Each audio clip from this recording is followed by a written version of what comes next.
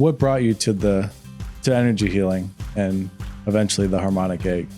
Mind, body, and spirit. I've been very much in the spirit world, and this is kind of just another modality that adds to it in one form or the other. A lot of people don't learn to love themselves. You have to love yourself for who you are, what you are, and it's changing that. Once you love yourself, you can open up more. Hi, I'm Terri Bowden, and this is my Connected Experience.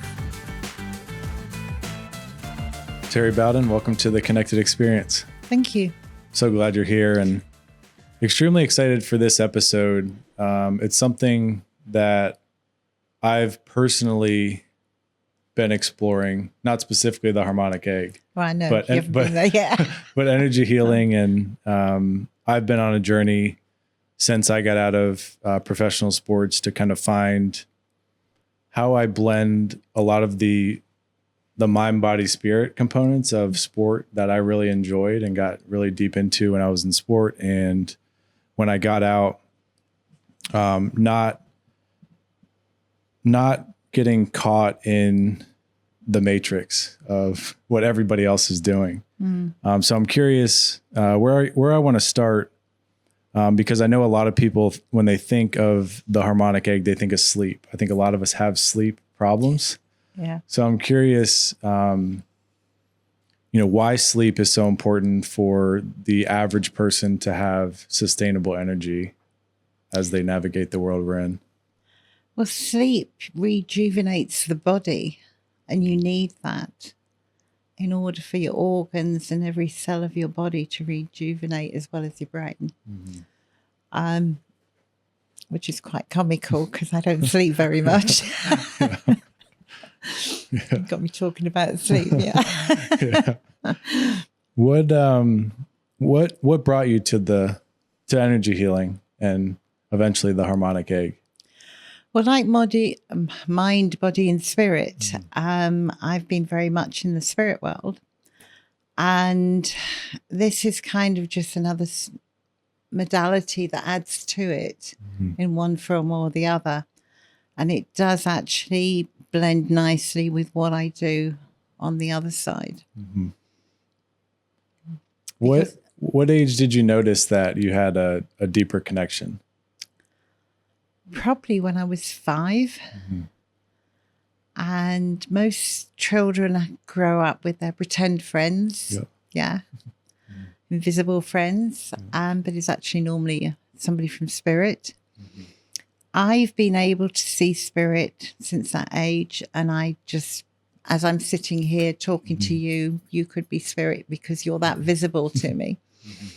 I grew up, I never lost it. And the mixture of that with the harmonic egg is there is a lot of spirit involved. And when you're sitting in the egg, I can see the people surrounding you, which is quite good. Wow. How would you break down the spiritual world for somebody who hasn't experienced it or doesn't allow themselves to open up in that area? Because, a lot of people are like meditation, Reiki healing. There's a lot of different modalities that are out there that people can see as kind of, some people see it as woo-woo, and those are the people that aren't impacted by it, or they're not open to it. I think really you've got to start with using your basic intuition. Finding your intuition, which we all have. It's just learning to use it and trust it. And then, as I say, build up your toolbox and go step by step, and you'll find something that really interests you more and expand on that and learn and challenge everything that you see and hear. Don't just take it as gospel. I've always been taught to challenge it and question it beyond reasonable doubt before I will accept anything. Yeah. It sounds like since you were 5, you had a unique ability to stay curious. Oh, yeah. When the world, when we're younger, we see this big world. And then as we get older, we the world starts to get smaller and smaller because we start to narrow down our curiosity. What do you think allowed you or unleashed you to continue that curiosity when the world was probably like, don't be that curious. Don't ask those questions. I think I never had that. My parents left us alone. And so I would just go on searching. And I seemed to know most things and wanted to go beyond that. If you remember sitting in your classroom and you're sort of daydreaming, as they would say, and then that used to happen to me, but I'd be daydreaming and I'd be off somewhere, who knows where. And I'd always get caught out because they would ask you a question. Damn. But I always had the answer because I knew what they were teaching. And I would give them the answer, which stunned them, and then they would leave me alone. So I'd go back into my daydream world and carry on. Everything is fascinating, from the grass to the plants. And having traveled a lot, we were open to a lot, and we were always taught to mix with the locals and learn everything you could rather than mix with the same sort of people. So curiosity got the better of me, and I just went running.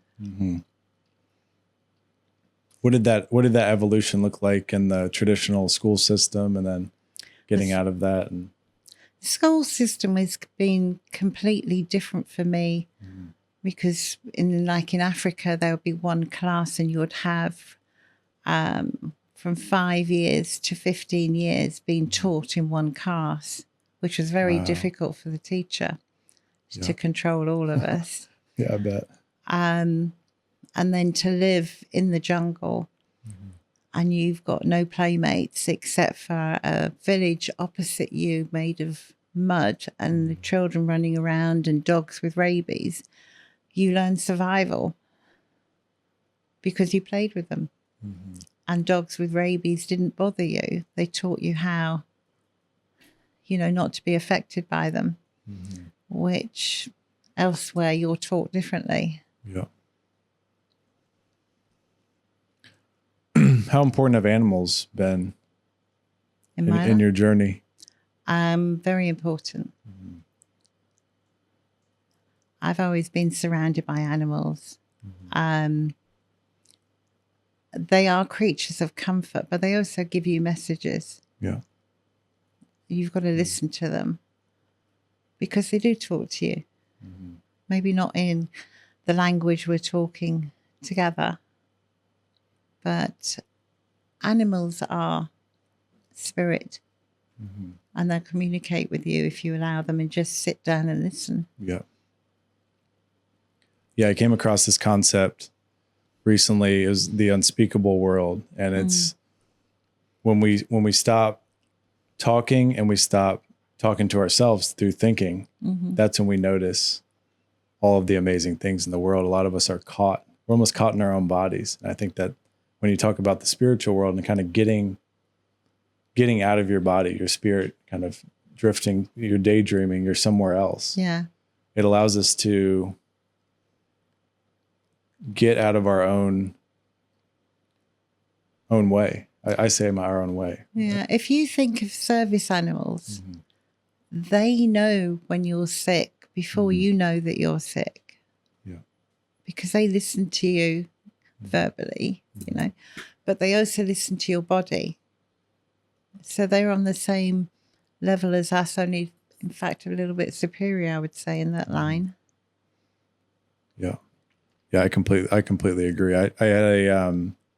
We had a poodle growing up, and whenever I'd come home from baseball tournaments, I'd have like long sleeves, like long pants on and long sleeve shirt.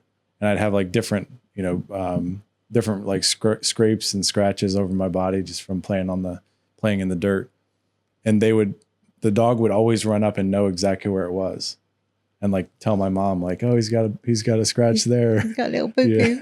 Yeah. It's just that she always knew. And I always found that fascinating, but that was like, my mom was always into, there was something deeper going on here. My dad, as a military officer, wasn't really exposed to that, or he didn't have the curiosity to go after that, but my mother always did. So it opened me up to, there's two ways to live. You either shut it off or you open up your channels and see what happens. Maybe nothing happens, maybe it does. But I always found that when I leaned more into opening up my channels, I would get downloads of lessons that nobody spoke into me. It's like I inherently knew it, but nobody taught me. And the friends I had around me, they were looking for lessons from other people always, versus looking into themselves and saying, what do I already know? And then asking other people about what they already knew. It's quite fascinating, that. Yeah. How do you remember the time when you started to bring your curiosity to others? I know you said your parents kind of allowed you to independent play and kind of go out and play, in the jungle, or play in, different areas that you lived. I think I was more a teenager. So I used to have fun with it.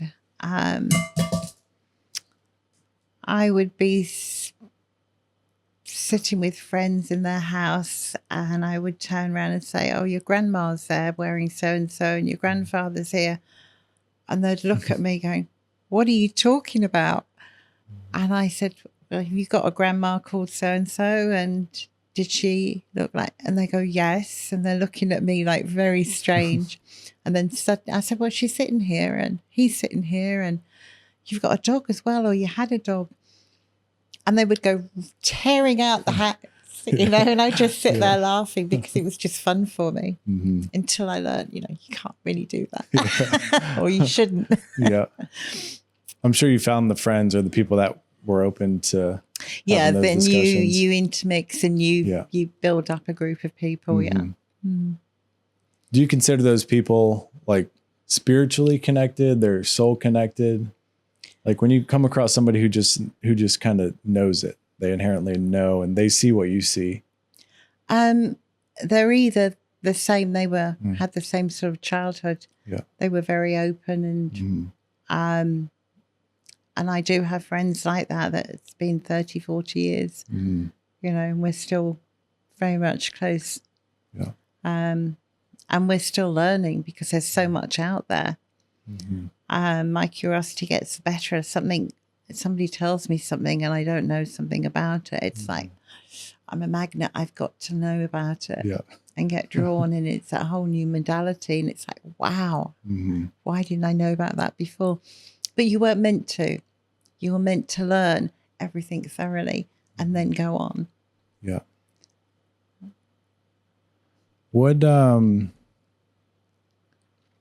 What's something recently you've gained clarity on, or something you're investigating?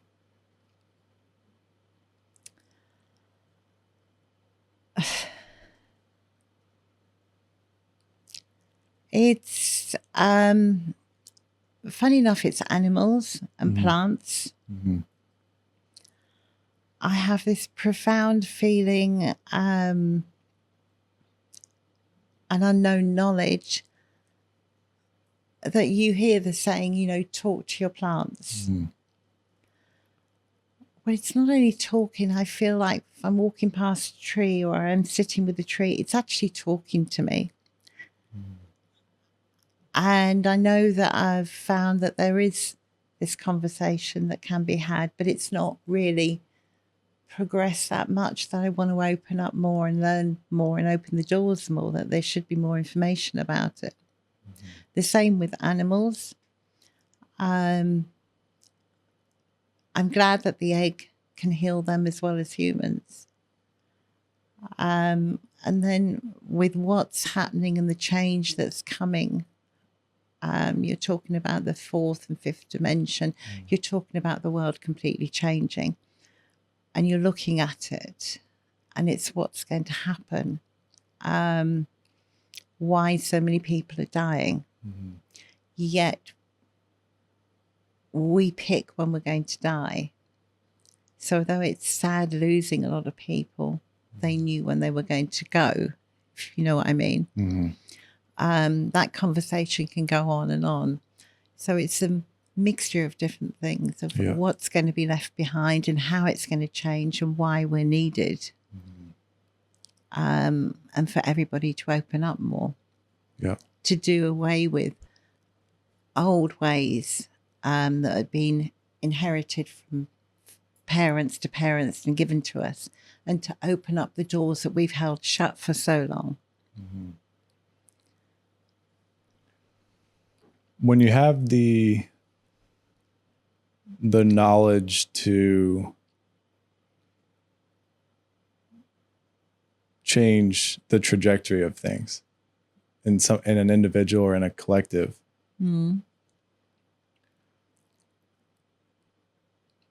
where do you think, like, how do you think we get more people open that there's more going on here? Or do they have to do it on their own? No, I've noticed the last 5 years that people are becoming more open and they want to learn more. And again, it's starting from the basics. Excuse me. It's starting, they want to learn about intuition. And they're not sure what they want from there on. So it's joining classes to use your intuition, use your sixth sense. And then you're introduced to other modalities to see if that interests you, but you learn about those modalities, whether it's reading tea leaves or tarot cards or an object. That opens doors for people. And it's like their first introduction, but generally they're afraid to ask. But when you talk about intuition, that seems to be more acceptable. Then they find out, they're an empathic. Oh, I can do things as well. And then stories that had happened to them in the past that they've dismissed suddenly come forward and they want to learn more. And more people now are opening. And it is starting with intuition, using your intuition. And then up and running from then onwards. Do you define intuition as the ability to listen to what your spirit, what your soul is telling you? It's listening to it and being guided. And if you don't, you have your spirit guide that will push it if it's really critical. But it's like listening to your gut feeling. You know whether you're making the right decision or the wrong decision. And that's where it all starts from. Do you feel like there's something that's happened in the past 5 years that are making people open up? Yeah, something is definitely changing. People are. It's like with COVID, people were set at home. Okay, you've got the TV. There's only so much TV and movies you can watch. So then you start to actually pick up a book. Something catches your eyes and you read that paragraph, maybe the next paragraph. You know, they actually had time to sit down as opposed to be running all the time. And I think that's where it kind of changed. Yeah, I definitely feel it as well. Like when I was late to mid-teens, I got really into yoga and started to understand like Hindi traditions and where yoga came from and how we were not just moving our bodies, but connecting to the sun and nature. And a lot of these modalities sometimes get, I don't know the word for it, but they get societal, or they get carried into, how do we make this a workout class potentially, which can, good for the body. But I've always been interested and compelled toward the spiritual element of it. Like the yin way of doing it, or the scripture that was associated with it, and what that scripture meant to the overall practice of connecting to your body, learning about your intuition, what thoughts came up, stillness and silence. Yeah, You know, it also starts with a lot of people don't learn to love themselves. You have to love yourself for who you are, what you are. And you hear them like during COVID, I can't stand being in four walls. I've got to be out, because they don't love themselves and they can't do things by, you know, with themselves. And it's changing that. Once you love yourself, you can open up more. And the doors open because you've got that sense of contentment. You don't need to be surrounded by hundreds of people all the time. Yeah, I've definitely gone through my ups and downs of, it's like when I grew up in a very accomplishment heavy environment in sport, where you had a good game and you loved yourself. You had a bad game, you hated yourself, or you despised yourself. So there was a lot of ups and downs, and there was never really like, I love myself and I'm content at a baseline no matter what happens. And I'm just now coming to the feeling that no matter what happens in my life, I have, like, to your point, I have to love who I am now, knowing that I'm evolving, and I'll love that person as well. Which I think is hard for a lot of people. Yeah. I see a lot of you know, false smiles, or people that are still on the journey to figure out how to love themselves without the external validation. Would you have any advice to anybody that is going through that process? Because people talk about like health, they talk about, you know, like business, like all of these different core areas of our life that we want in order to be, you know, happy or joyous or fulfilled. But at the core, that love is through them all. Yeah. If you don't love yourself, you can't have the health you want. You can't have the business that you want. Again, it goes back to your childhood of being competitive. You have to step away from that. And if you do it gradually, is learn to love yourself. You know, do you like your big foot? Do you like, you know, your knee? What's wrong with it? It works. It's nice. It's got a curve. I mean, if you're an artist and you draw the human body, it doesn't matter if you're fat or you're thin. It's the shape and the curves, which is beautiful. Is it soft? Is it gentle? You know, people don't take that time. Why do you need to be surrounded by so many people? Is it you don't like the darkness, or you don't like the quiet? If you're gardening by yourself and you're playing with the earth and the plants, but in fact they're talking to you. But just being one with one, and just take it step by step, whether you play a game by yourself, not electronic, because you've got all that electricity coming around. You don't need that. Just pick a pencil up and see what happens. You know, the old days where they would play board games, you know, the family would get together, or you'd be with your brother or sister and you'd play games, or you play cards and you'd use your 5-cent coins, you know, and stash, and you'd always try to do the other. It's like a form of meditation. It's like planting. If you're doing repetitive, you're meditating. Meditating isn't, you have to sit there like this. You know, you could be dancing and meditating. You're just repeating the same process and step. And you're also increasing your vibration, but you're actually learning to love your body, what your body can do. But people are told, no, you have to meditate like this. And it's so, I've never done with your eyes closed. And you can do it with your eyes. It's like you're daydreaming, as I was telling you. You're in fact meditating or channeling. You're out of it. You know, I could be sitting here talking to you, or you could be talking to me, and I can just switch off and I'm somewhere else. And it looks like I'm sitting here talking to you, but I'm not. I'm having a party somewhere else. Yeah. And it's so easy to do, which is what I teach in my class. Yeah. Get up off your chair and we're going to dance. And they look at me. I said, yeah, we're going to dance and meditate.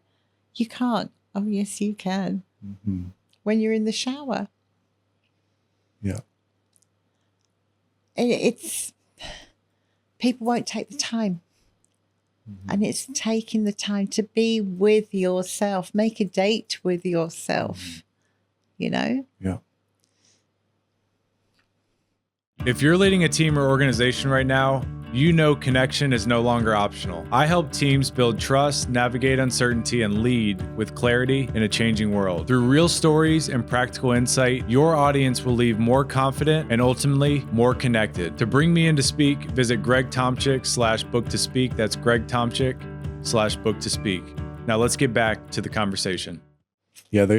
I've always been, they used to call me like Curious Greg, like Curious George, because that was my favorite show growing up, was the monkey that would ask the big questions. And when I was younger, I used to ask questions like, why is that person doing that? Or, why is that tree bigger than this tree? Or I just asked questions that were curious in my mind, and I was trying to get external answers for those questions. And did you get them? I did. Over time, I did. Yeah. When I learned to look internal to the knowledge that I already inherently had, because I would doubt myself, because if I didn't get if I didn't get a coach or a parent to say, you're doing good, you're like, you found it, like to get the pat on the back. Yeah. Then I didn't feel like I was solving that question or solving that riddle. And through the show, I've started to ask, like, what is consciousness and what is time? And back to your point of giving yourself the time. I think time is a construct that I think is untapped for a lot of people. Curious, like, what your thoughts are on, how do you look at time? And do you wear a watch? No. When did you stop wearing a watch? Recently. Okay. I stopped probably about 20 years ago, and it was always looking at the time. And they said, why do you look at the time? You know when you need to be somewhere.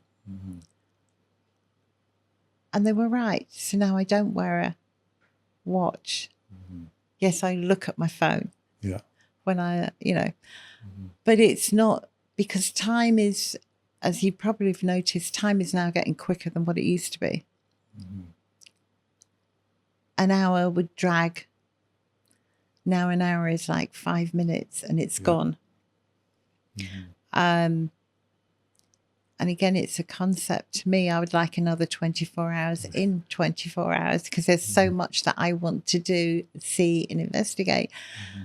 And I don't have the time. I do. It's just organizing it better and working it at a faster pace. Like you, there's so many questions out there that I want answered. I want to learn. And can I do it all at once, or should I be focused on one thing? Because you're told to be focused on one thing at a time. And it's like, sorry, I can't. I'm all over the place. And one, I'll be going down one road and then suddenly I'll switch over to the other because I've hit a hurdle there and I've got to think about it a bit further. And I don't have the time for that at that particular time. So I switch to the other, fill up on that information and then go back.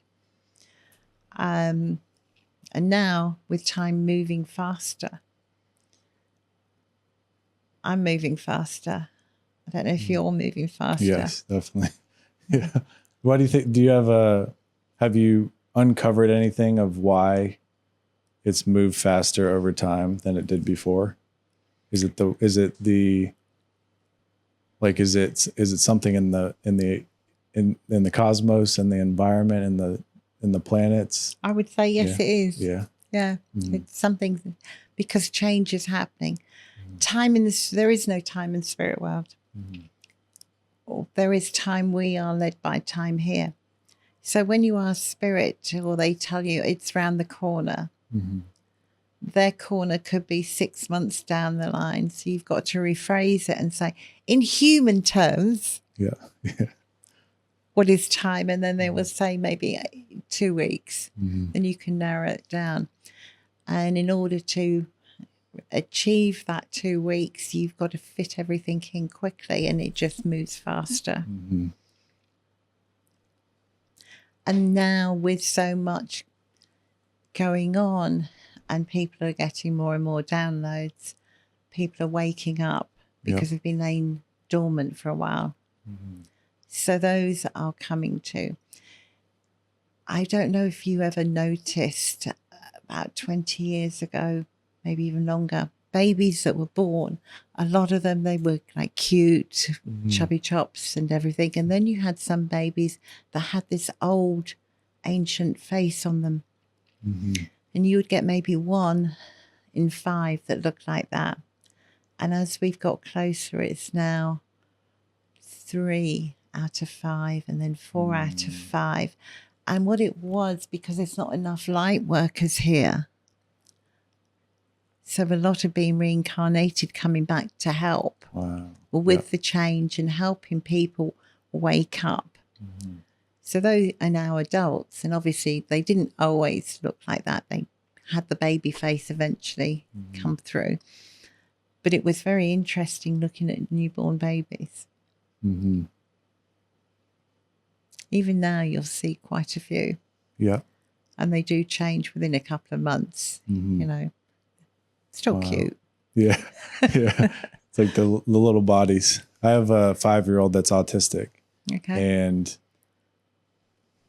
his energy is more mature than a lot of the adults that I work with. Like his energetic profile. Maybe he looks smaller, he's shorter. He's very intelligent. He's very calm.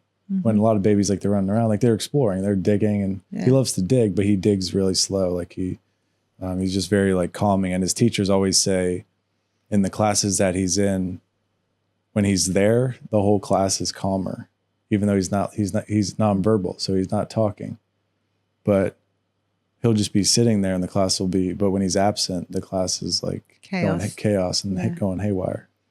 That's his beautiful energy that's around him. And he's like an old soul. So he doesn't have to go digging, because he knows.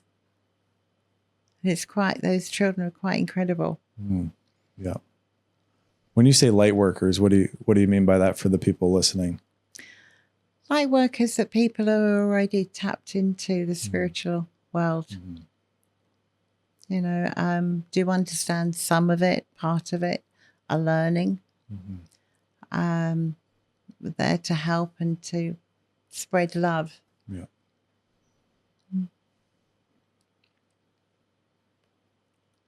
Do you think some people are meant to be meant to be positive light, and some people are meant to be like darkness, or like, you know, like good and bad? Like people always try to put people into buckets, right? It's like you're good, you're bad, you're indifferent, and we're all good. Yeah. It's just what we're taught. You know, if you come from an alcoholic family, the chances are you are likely to fall on that trap of being an alcoholic, unless you're led away and shown something different. So the same thing applies. Yeah. Yeah, that's something throughout my family line that there's a lot of military PTSD. You retire, and then you sit and drink and yeah. And I've tried to use what I feel is like my inherent energy to seek more, to try to like shift that in some way, so that it doesn't become a pattern. Yeah, exactly. Yeah. Because we what I saw like 2 or 3 generations is they knew it, and they tried to push it away so much that it came back even stronger. They tried to push it away knowing it was a thing, but they didn't want to address it energetically. They wanted to like depress it, like push it down. And then once they got to a point where it was an option, then it became the habit. And, Yeah. and I don't think they had the support then either.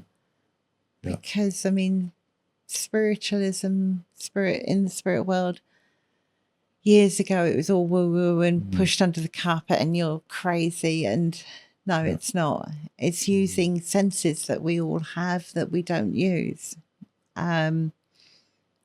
Because we were led down this one path. But if you had that support, they possibly would have managed to get away from it. Yeah. Yeah, it was like the monasteries, and it was like the people that were going to the rainforests to seek these answers were the ones that were like, they're off the rails, or they're not doing what normal society is doing. So they're abnormal, they're paranormal. Yeah. So it's like the paranormal is the normal, and the normal is the paranormal. Like it's like the, it's that, I think that's the change that you're mentioning and sensing is people are opening the channels. They are. Some are, some aren't. My brother just thinks I'm nutty. He puts up with me. And it's like, why don't you really listen and do and try some of it? No, not interested. Don't want to know about it. What are you scared of? Scared, yeah. He won't want to know. Yeah. He's against the egg. But I put him in during COVID, and within 24 hours he was fine. And he refused to admit that to me until I saw him recently and I overheard him talking to somebody else saying that he felt really good. And he not quite sure whether it had something to do with the egg or the cup of tea that he was drinking. And I'm going, yeah. But I put him in the egg again recently. This is remotely. And I was expecting him to fight me again, and he didn't. And I went, what? Have I made a little breakthrough here? Yeah. Wow.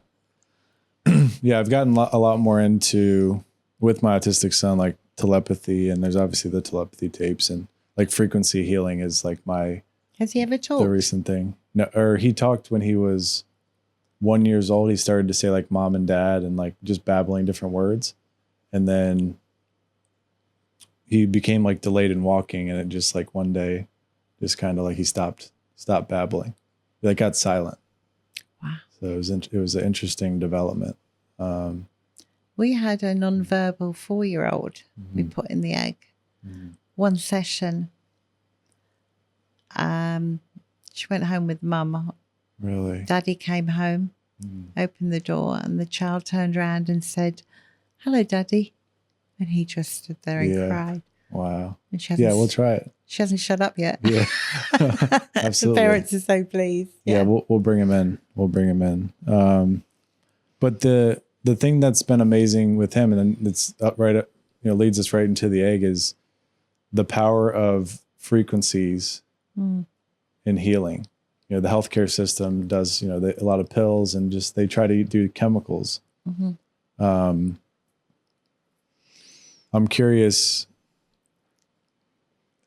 how you came across the egg, and then some of the case studies or some of the experiences you've seen for how, experience healing, energy healing, these, different things that people hear is sound healing, how that all maps back to frequency. Good question. The whole egg concept of the egg and the frequency of the harmonic egg was invented by Gail Lynn, probably about 15 years ago. And she studied putting this together for 10 years. The frequency is the best way I can explain it. When you have a dog and you have that whistle that you can't hear, that high frequency, the egg is built on a similar concept. You have two speakers where the music will flow into the body. Excuse me. But the instruments used in the music, the tone or the frequency of those goes to each organ of the body. Mm-hmm. So I actually turn around and say to people, the music is beautiful, but if you don't like it, I really don't give a damn, because I'm concerned about the music going internally into the body. Mm-hmm. And that is what works. And that's where the magic is, as I call it. Mm-hmm. Yeah. So the frequency from the old ancient times, if you look at in Egypt and so forth, how did they heal people? How did you get better? Mm-hmm. They found penicillin. And then from then on, you've got, and then your medication, which you have nowadays. But it was done by colour. Mm-hmm. The combination of colour and high frequency and sound that penetrates the body. And you can do that with a plant and you can see it change. So the same thing is, she made the egg shape because of the way the music would flow and to go back again. So you have speakers at two ends as opposed to just one hitting and then bouncing back. It flows together and it flows to go into the body. Mm-hmm. And with the colour that we use combines with what we are putting, dealing with. So we would use colour and sound, which is the music that's specially designed for the egg.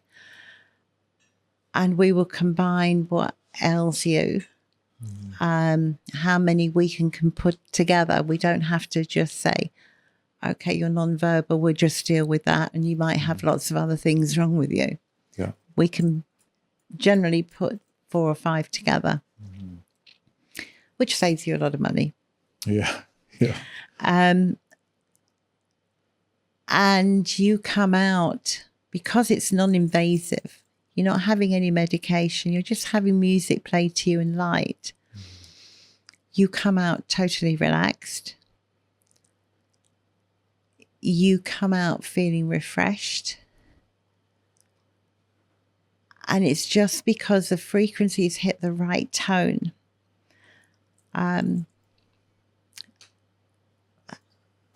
It's magic. Yeah.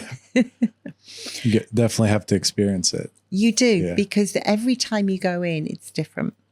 Mm-hmm. Whether you're a child, an adult, and animals, we don't put in, we put the photograph in, and it still works because the energy would feel. We ask you to sit with the animal while we have that session. And you will notice that the animal will probably go around your legs and then suddenly sit down. Just as the session finishes, the animal will get up and start walking around. And that would be when we would call you to tell you it's over. And it's like, well, how did the dog know? Or the cat? Yeah. They know because they feel the energy come in. Mm-hmm. Does that explain that? Yes, it does. Yeah. Yep.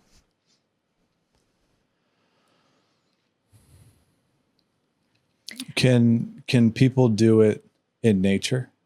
Can they get the same experience? Like when people go through the egg a couple times, do they seek it outside the egg? I know the egg's uniquely designed to. Well, you've got a different type of frequency.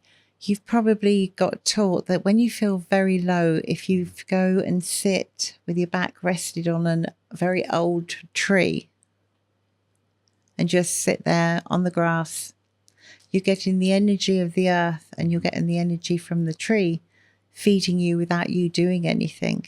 That's a different frequency, but it's the same thing with nature helping you. Mm-hmm. When you mention the class that you teach, is that associated with the egg or? No, it's just, it's psychic and intuition development and building up your toolbox. Yeah. Is that something you teach at a location? Yeah. Local? Yeah.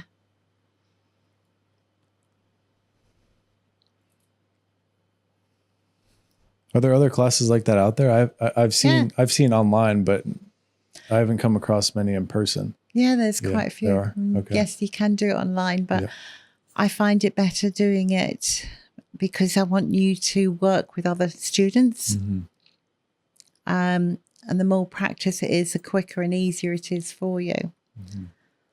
So I have classes for that, and then I do workshops on various subjects to expand it. What about what type of impact do you see? This area is obviously a big military area for like PTSD and trauma. And I think a lot of people are seeking chemical intervention with iboga and like other types of ayahuasca, different journeys that they're going on to seek healing. And coming to grips with, the things that they're grappling with internally. Do you feel like those states that those people are in is something like this a modality that can help them to improve the situation that we're talking about? The egg? Yes. Yeah. The egg can basically help anything, whether it's PTSD, whether it's autistic, HDAD, MS, gout, mental depression, even losing weight.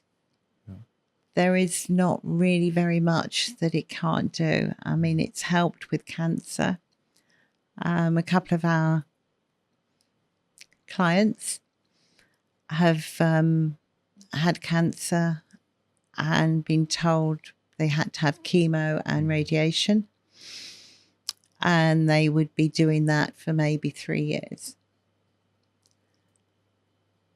So in between them having that treatment, they were coming to the egg, or we were doing it remotely, depending how sick they were. After 3 months, they went into remission, which has just stunned the doctors, and they don't understand why. And both my clients have just smiled at them and said, I have an egg. I visit. Probably think they're eating eggs, right? I did have somebody come round, actually. They saw the sign outside and didn't read underneath where it said healing within. They came around thinking we were a restaurant. Are there other, what brought you to, what was your first experience with the harmonic, like with the egg, and then the experience of building the company around it? My business partner was doing the egg remotely from Newport News, and she wanted to buy an egg and asked me to go in with her. And I said, well, really, not knowing what the egg was, I'd look into it. But I was traveling to California for a week, and there was an egg close by where I was going to be staying. So I thought, well, okay, let me go in the egg.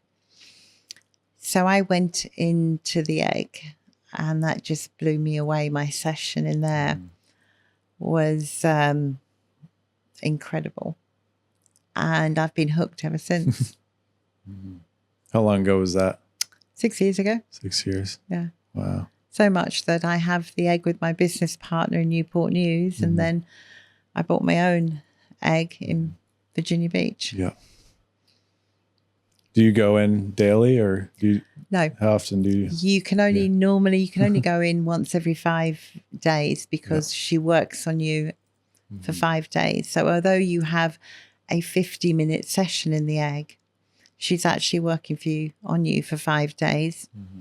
So I try to go once a week. It doesn't always happen because I'm too busy. But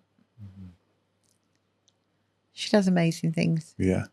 Sounds like I'm looking forward to trying it out and having the people listening in today come visit. So there's one in Newport News, one in Virginia Beach. Yes. Okay, excellent. Before we get to the final question, just want to acknowledge you for what you're putting out in the world and your curiosity to ask big questions. It's something that I know I value as an individual, and to come across other people and to connect with other people who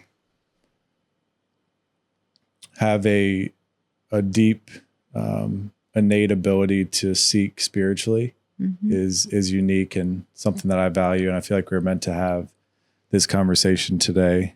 So just want to thank you for bringing the egg to our local area and bringing your magic to the world. It's not easy to know you have a skill, know you have an ability, and to share it with others in a way that feels right for you, because the world can push you down if you let it. So really appreciative for that. Oh, thank you. So one of the ways we like to close out the show, because we're all about the life experience of connection. I'm curious what the word connection means to you.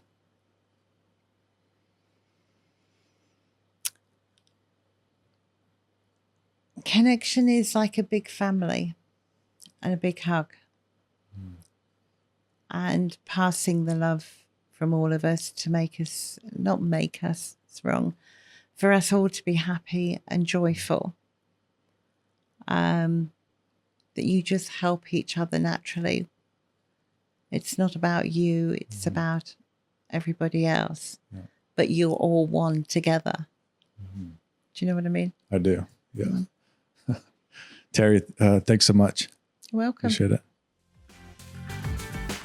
Hey, before you go, take a moment and ask yourself, what did this episode reconnect you to? Because growth doesn't come from information alone. It comes from the connections we choose to make next.